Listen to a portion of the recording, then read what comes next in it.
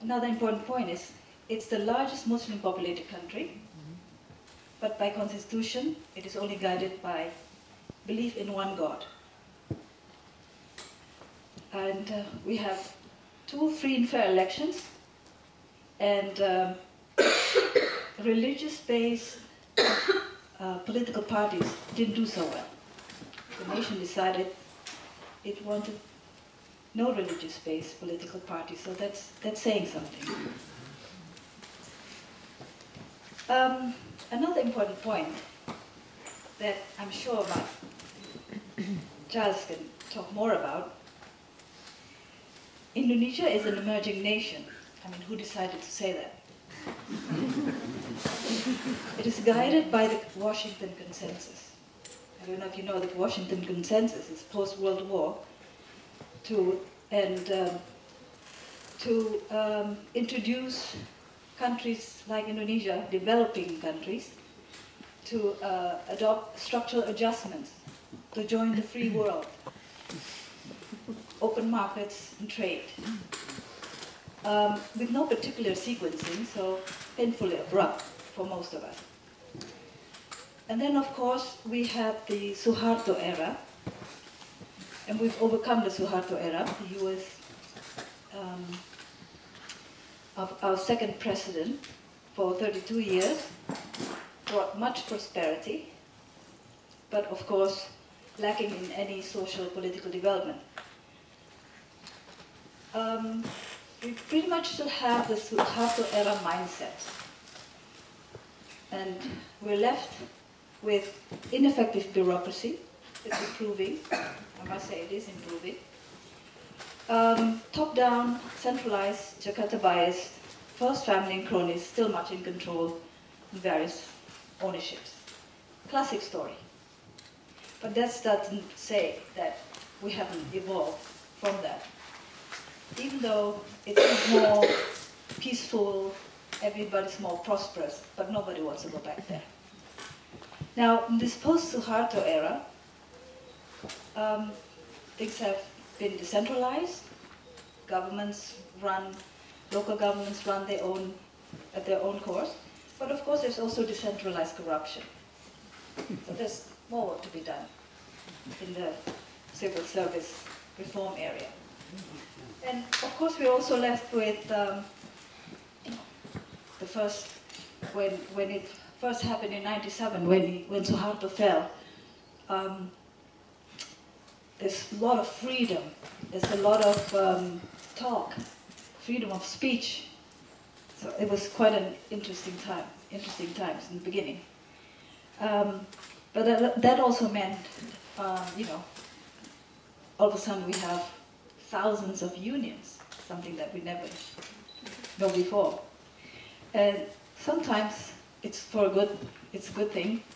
But sometimes when you're in management, you find yourself having to sit in front of a very aggressive and noisy bunch who wants to do away with you. But, well, this is the little story of, within that context, where the bank I'm serving, how do I deal with it? The Suharto era mindset, all the freedom that's available,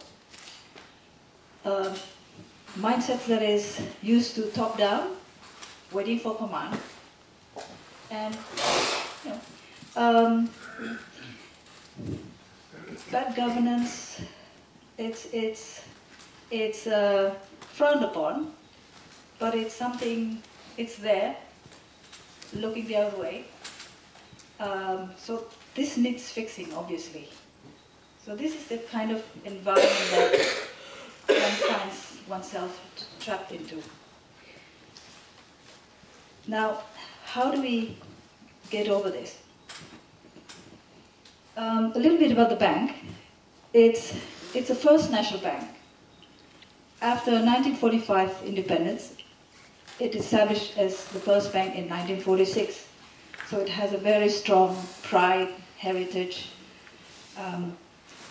and now still the old regimes still clinging to their interest within the bank. And then another point, prior to the Suharto falling, the first crisis back in 1997, this bank had largely focused only on financing the corporate groups. Because, you know, the economic theory, you probably remember better than me, that, you know, the trickle-down effect. You build, grow assets, create wealth, and you trickle it down. But somehow it never trickled down. This bank had, it has more than 1,000 branches throughout the archipelago.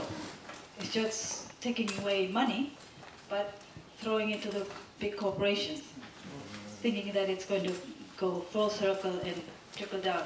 But of course that never happened.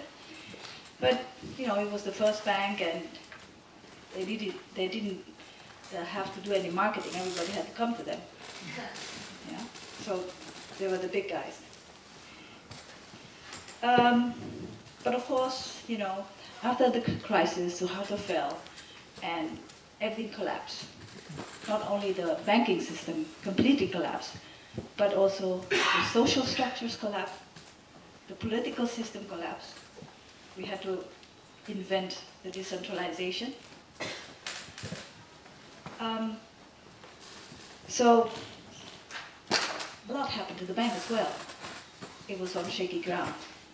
Because of the crisis, it stopped hiring for more than 10 years now.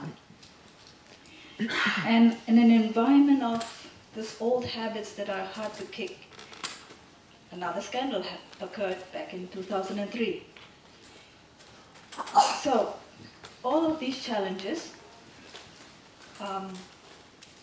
myself and colleagues, the board of management now, having to, you know, go out there and fix it.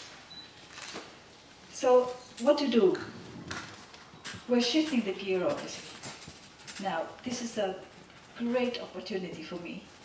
This is why I didn't mind going back to banking after, you know, having a good time in the villages. I said, okay, if I can't do away with the banks, not yet, eventually there will be no banks because technology will take over. Everything will be virtual. I thought this was a great opportunity to shift the gear, to transform the bank to providing more loans to small and medium-sized businesses. It not only makes more economic sense, all the survey and research says that the best performing loans are really the smaller and the micro, not like the big corporates. The big corporates, big political cloud, one fails, the whole bank collapses. So it's more rational to be focusing on SME anyhow, isn't it? So this is the way we presented it. We just had to show the numbers that it made more sense. But of course there was a bigger agenda. Somebody else, he had a bigger agenda. So what to do? Obviously you had to align the branches to support all this. You know, because the mindset of the people was, you know, they wore ties.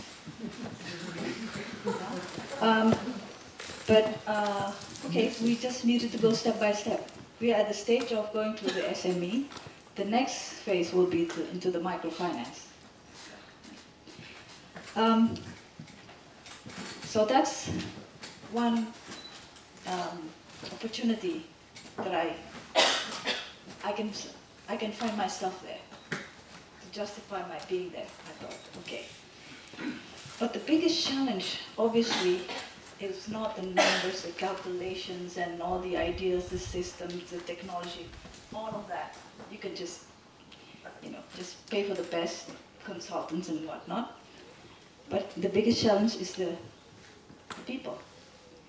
As we say, the human resources, the human capital. I have a problem with those terms.